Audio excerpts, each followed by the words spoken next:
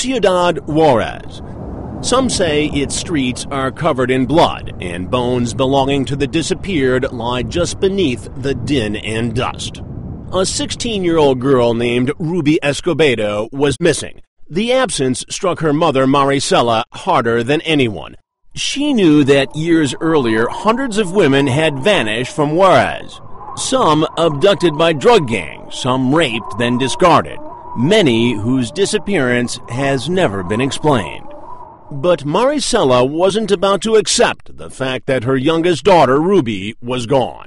My mom, she was a fighter. She was always there for us, all the time. And she was that way her whole life? Yeah, she always worked for her family. She believed in family. Tight family bonds are commonplace among people who grew up in Juarez, like Sarah Paez. What was Juarez like when you were growing up here? It was very peaceful, very prosperous. A place that a kid could be very happy. But no more. She now lives across the border in El Paso, Texas, but travels back into the danger zone each day for work, starting with a wait at the border.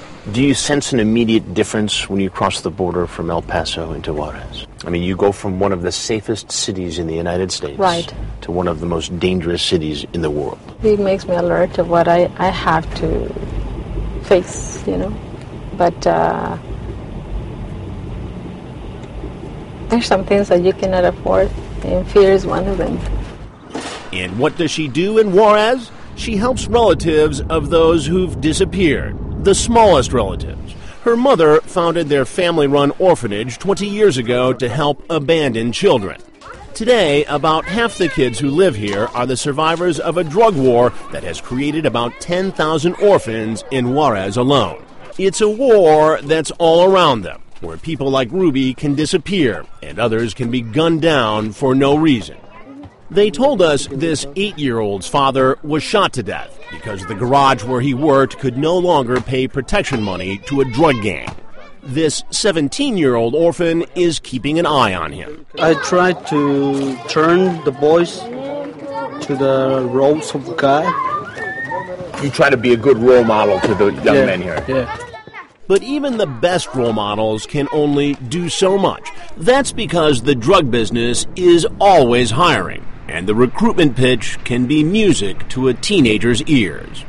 You want to make money? It's like, you see that they have cars, they got girls, they have nice stuff. You hang out with them. And you wanted to be a player. Yeah.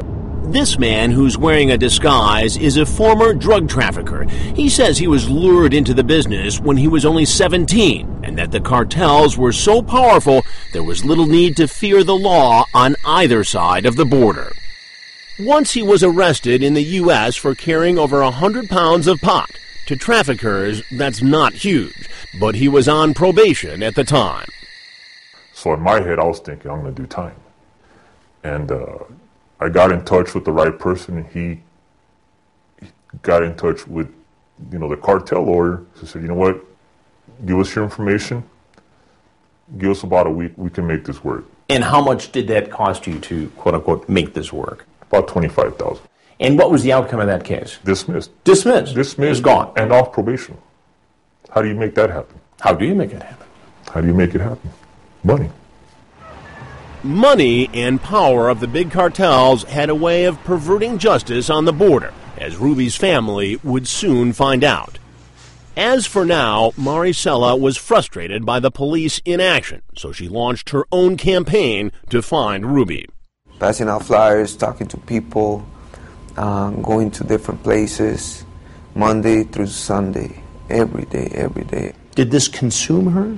Yeah, it did. What about you? I was always with her. Always with her. Where was Ruby?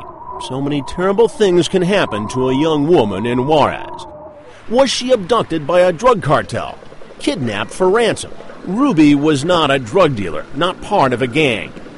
But that wouldn't prevent her from falling prey to the dangers.